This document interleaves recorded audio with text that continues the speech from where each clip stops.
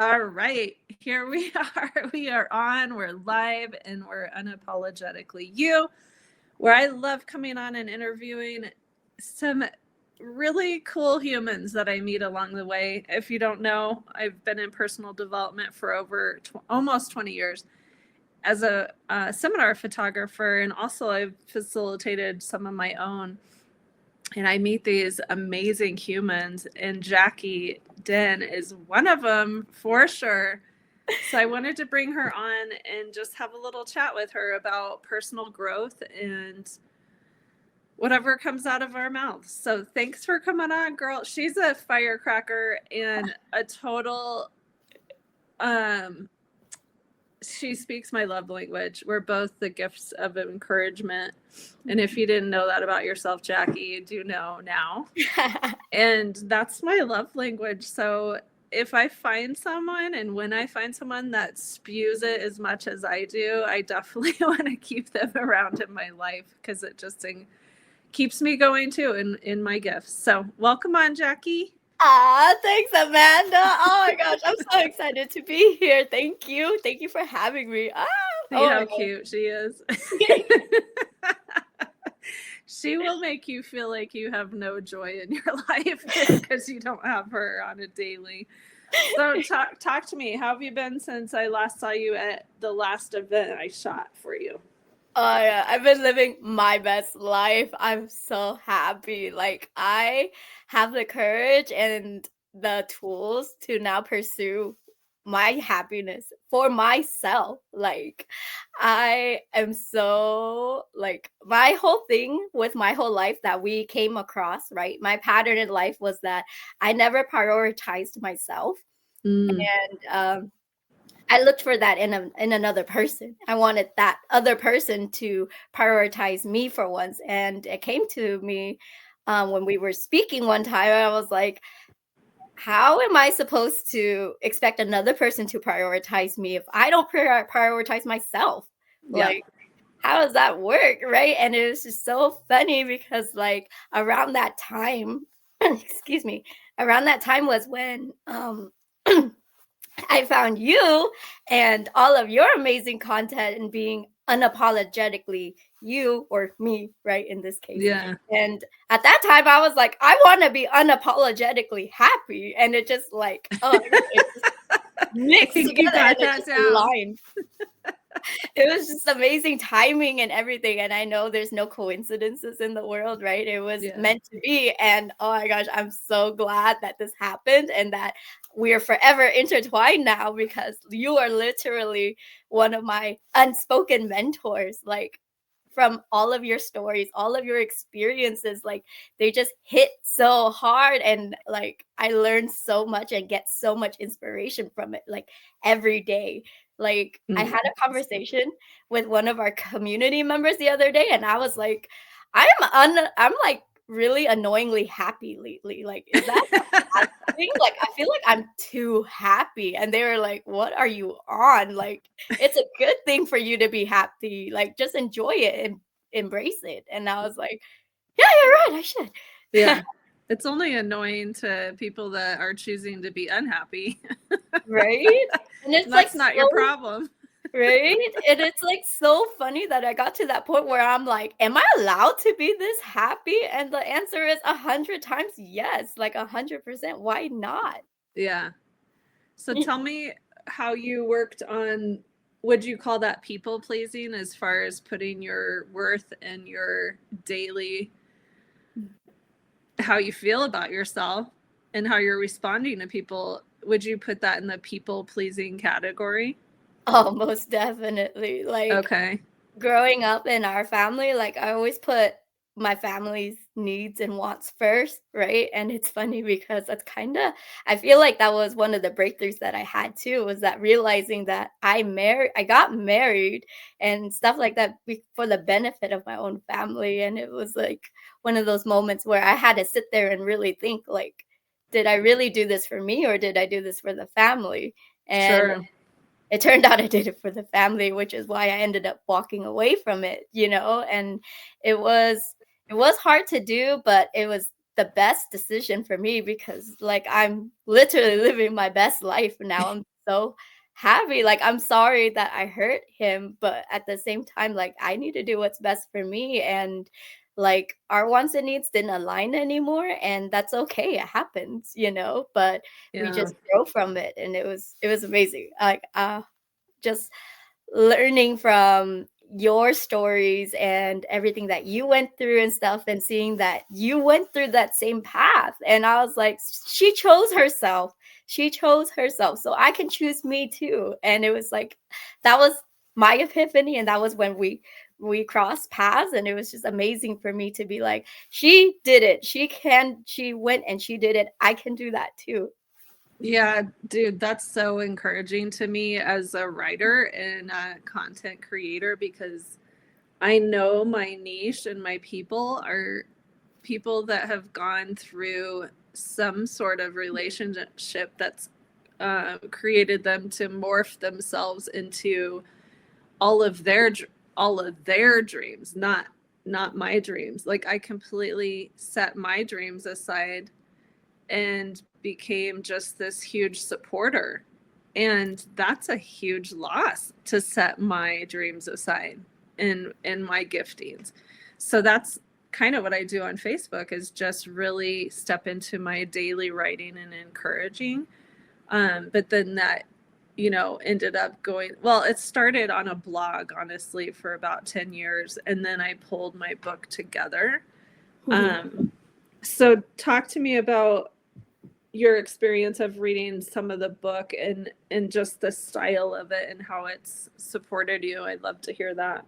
Oh my gosh, I love the book. And so it's amazing to read your story and your take on it, and then the action items that you give afterwards make you reflect on it and everything. And like I have a journal that I started writing like everything down. Like I don't write in the actual book because Yeah. it's sacred to me now, but like I write it outside, like in a personal notebook where I keep all of my like personal development notes and stuff in, so Sure. that I have everything together. And it's just amazing. Like I love how these exercises make you reflect on everything, but it's like right after one of your anecdotes and stuff. So it's just kind of like, it's very inspirational to see like, hey, this is what she went through, and then now use that and reflect on your own personal journey and stuff. Where are you at, and what can you do to be better? Where are you going to go from here? And I love that on top of the exercise, like it's an accountability check too, and it makes you like realize like, hey, this is where I'm at and this is where I'm going or want to be. So it's like it helps you get there, and it's like amazing. Like it's like you're not physically with me, but you are at the same time. You know what I mean? Like, it's amazing. Like I love this. I love your book. Oh, I appreciate that, Jackie. Obviously, it's great having someone on that actually enjoyed it. Oh, please, I'm not the only one. I'm pretty sure everybody else enjoys it as much as I No, do. there's a lot Not of more. people. It's just I've finally got the guts to, and I'm a pretty gutsy person. Sorry, my nose is running now because it's cold outside. I'm a pretty gutsy person in life, and yet I've come up against myself around this book for a very long time, because it's like the second you put yourself out into the world, there's just so much resistance sometimes when you do it. And, when you're in the healing part of your journey, feeling people's resistance is not really what you're looking for. You're looking for like support and love, not I call them trolls, like keyboard trolls getting on Oh, there and be like, oh my God. I mean, I've had people send me messages correcting like pages of the grammar and stuff. And I'm very clearly right in the very front of that book. Like, if you're that person, this book is not for you, because I'm going to be unapologetic about it, and I'm going to yeah. write it in the style I want to write it in. It, And so it's super eclectic, yeah. just even the format of it. Yeah, and that's why I feel like even though you're not physically with me, you really are. It's like literally like a conversation that we're having. Like, as I'm reading it and going through the exercises and stuff, it's like I'm literally like we talk about being with each other connected. We're always connected and Yeah. spiritually with each other, right? But like literally that is like what I get while I'm reading this. Like you're spiritually with me, but like I also feel like you're physically with me in a sense too. Like That's sweet. I mean, I totally know what you're talking about because I've been in mentor situations my whole life with other people because I've hung around some of the top facilitators in the world. And so I know what you're talking about. You hear their voice and humor and everything about them when you're kind of doing a check in life of like, are you sure you want to do that? Is that the choice you want to make right now? Is that people pleasing, or are you standing in your greatness? So, what is one story from your life that you're still carrying, and how would you feel to let it finally go? Can you think of one? one story that I am carrying still that I Do you feel am. comfortable sharing it? Yeah, no, for Okay, sure. This is perfect. always a safe space with you. Like, oh, I can Well, ask I you about mean, anything. until I put it on Facebook. Which is totally fine. My Like, people are safe, honestly. I have a great group of people. yeah, we have a beautiful community. Like, I love it. So no Yeah. worries. And you share all of your stories. Why can't I share mine? It's true. I do hold a high standard of being vulnerable. So one story is that I have a hard time forgiving myself for a Okay. lot of things. And like I talked about this in therapy one year or during the year that I was going to therapy. And it was funny that like I still hold it against myself, but it was my baby sister's first birthday party, and she had that candle that like plays music if when you light it, like it plays Mm-hmm. music. So I had messed with it before they lit the cake, and I broke the candle, and my oldest sister was carrying my baby sister at the time, and she totally called me out. Like that day, she was like, "Oh, Jackie broke it," and it was funny because my dad had at that time, how they had camcorders and they were filming everything at that Yeah. like home videos, right? And it was funny because he was recording and he caught it on video. And it wasn't until we rewatched it like a few years later that I felt all that shame like come back like all the time. And it's funny because even after therapy, I called my sister and I told her, I was like, I'm so sorry I ruined your first birthday party because of your stupid candle. And she's like, I don't even remember that. Like, why? Why are you still holding that against yourself? And I was like, yeah, I don't know why either, but I still carry that shame with me that like I ruined like one of her well, not pivotal moments, but like one of her milestone moments, right?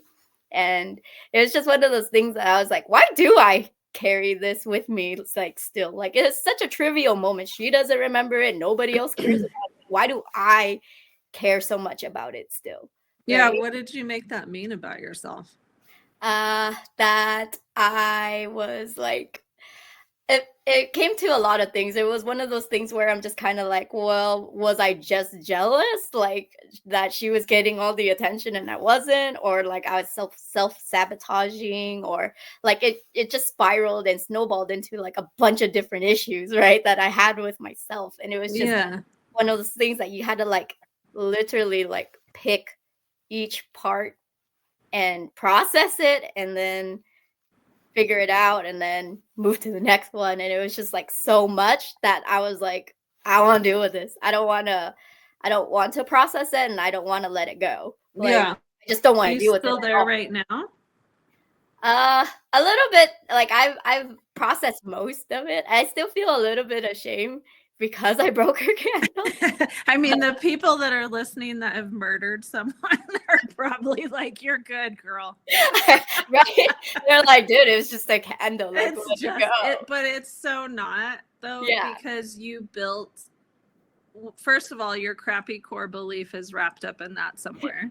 Yeah. And you've carried that crappy core belief with you for you. your whole lifetime, honestly. Yeah. And so our number one disease is our need to be right about something. So you're going to fight to the death to make sure that crappy core belief is the truth. So you're going to recreate stuff that makes you feel, and I'm going to create stuff that makes me feel the crappy core belief of I'm not worth sticking around for. Like, that's something you want to shift immediately, because those are all the relationships I'm going to attract if I still believe that, which I don't anymore, thank God. But it took me a very long time. And there are still people in my life that trigger that belief system. And it's just self-awareness. It's an awareness of, oh, I feel irritated or I feel super triggered right now. And just stop and say, why is that triggering me? Oh, it's triggering that I'm not worth sticking around for. I'm not worth knowing, all that stuff. So I love the share of that. It does seem trivial and simple, but at the same time, you built a whole life on a crappy core belief. Right? And it's like funny because when you think about it, it's like, yeah, we're into personal development and growth and stuff, and we're trying to be better every single day, which we do, right?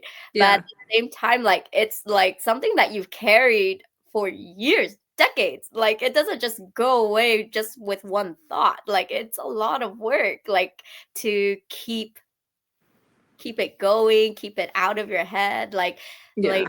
I've had I've had conversations with some community members, and like it just creeps up like all the time, but we get better at dealing with it every time, but it doesn't stop it from creeping up. Correct. Yeah. And eventually you just get so good at it. It's just like learning how to ride a bike or snowboard or whatever. Eventually you're just like, okay, I got this now. Now, snowboarding is a great example because I've been doing it for 30 years and I wrecked so hard last time. Like, Yeah, you just my went. rib is bruised, like it's jacked. Yeah. And I'm thinking, I've been doing this for 30 years. Like, I should have this down. I should actually count as probably closer to 35. But just, I think the biggest thing I can give to people is the knowledge of just giving yourself grace. Like, you're never going to arrive. Perfection is not obtainable, but excellence is, and you're responsible for yourself and your reactions. So if that doesn't give you a complete freedom to just really roam about the world, you know, and your gifts and love and joy and peace, then I don't know what else is going to do that. But talk to me about, what do you think? Is this book for everyone? That's what I'm trying to figure out, because a lot of guys have bought it. But I don't know if it's really to read it or to just support me as an artist. I think it should be both, but I love it, and I like, you're always gonna have those people who are like, all high and mighty, right? And like, oh, that's not very Christian of you. Like, you claim Yeah. Christian, but yeah, it's not very Christian. Like those people, please don't read this book. Like, you're no fun. Okay. Like, if you don't want to enjoy your life and it. right? Like, if you don't want to enjoy your life, enjoy the journey, don't get this book. Like, like, this book is amazing. Like, it's very inspirational and I love it. It's full of wonderful exercises that really help you grow, but if you don't want to grow, if you don't want to enjoy the journey, if you don't want, don't get this book. But she's doing reverse psychology right now. Do you have a Christian background? Okay, it's so funny. So I grew up in a community where we sang about baby Jesus every Christmas, right? Like, Okay. it was just a Okay. thing. So I honestly thought I was Christian up until I was like, I think I was like 9 or 10 years old when I had this conversation with my dad, and he was like, Jackie, we are not Christian, we're Buddhist. And I was like, what? Like, no, like, if we're Buddhist, then why do I sing about baby Jesus every Christmas? Like, that's confusing for me. Like, what? Just one day out of the year, girl. Right? But it was just really funny. Like, I grew up thinking I was Christian, and then I was like, oh, and my dad just was like, no, we're actually Buddhist. And I was like, oh, okay, I guess, kind of thing. But like honestly, with religion, we weren't like super hardcore religious ever, Mhm. which was why I was just kind of like, I don't really know what I am. But like I believe in a lot of every religion. Like there's parts of every religion that I like truly believe in, and like it's amazing to me. So I'm Yeah. open-minded about um Truth is truth. yeah. So it's been just like churches, like it's been rewritten several different ways to be consumed by the population that's in that building, basically. But so that's a great question. How is it reading a book that obviously a Christian wrote? Is that uncomfortable, or is it written in a way that it's so personally responsible that you can pick and choose what works for you, or how has that journey been for you? I actually read the whole like every single page, and like I think that your relationship with God is beautiful. Like I love it, and like it doesn't bother me at all. Like I think that your relationship with God is beautiful, and that a lot of people resonate with it. And like there are parts where even I'm just like, damn, I want some of that, Like I was like, okay. And like, it just it makes the reflection part of it like a lot more meaningful. And like I Okay. appreciate it. Like I have like I even though I'm not Christian, I feel like I Yeah. am sometimes. So I mean, but like it's amazing. Like it doesn't bother me, like regardless of religion, regardless of background and everything, like it's still an amazing read.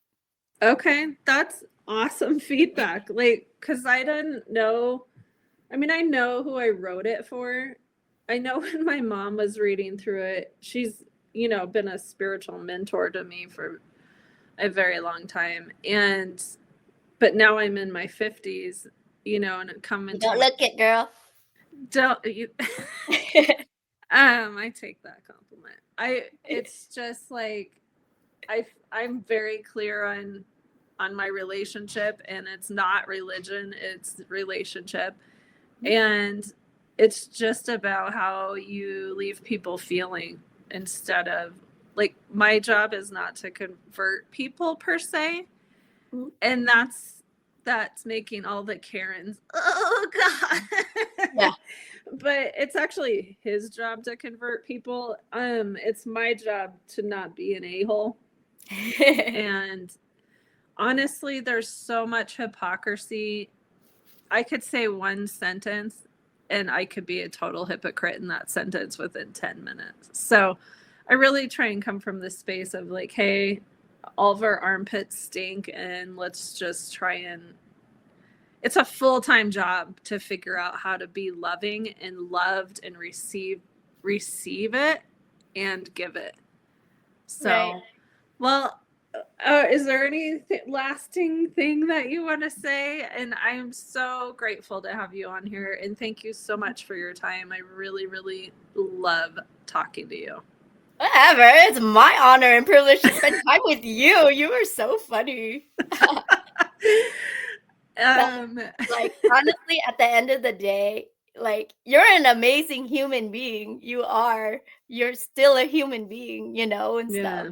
And but like at the end of the day, you're still an amazing human being. Like I'm just so grateful that our paths intertwined and crossed, and like I look forward to our journey together and just being a part of each other's lives forever now. Like I can't Yeah. see where your journey takes you, because I know you're still on it, and then I can't Mm-hmm. wait for you to be a part of mine. Like it's beautiful. Like I'm Yeah. so excited. I would end with that thought, is you're absolutely a part of me stepping into my true calling and greatness. And it's about time to talk about this book. I've literally put it off for years and years and years.